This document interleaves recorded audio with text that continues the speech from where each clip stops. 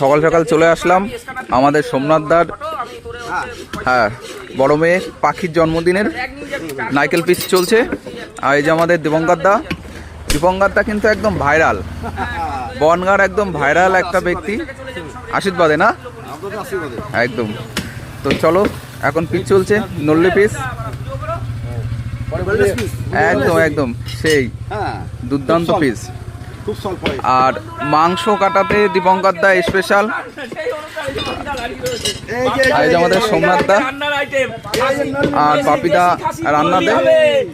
আর যে নল্লি পিস চলছে, তারা হচ্ছে কিন্তু তাড়াতাড়ি চলে আসবেন, নারকেল পিস খেতে হবে। নারকেল পিস আমার মেয়ের অনুষ্ঠান, আমার মেয়ের জন্মদিন, স্পেশাল নারকেল পিস দীপঙ্করদা কাটা চলছে। হচ্ছে বনগাঁয় বিখ্যাত খাসি, ঠিক আছে?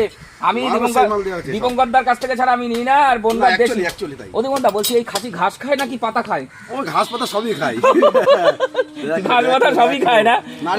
নারকেল নারকেল কাটো নারকেল, এই দেখুন পুরো গামলা ভর্তি হয়ে গেছে।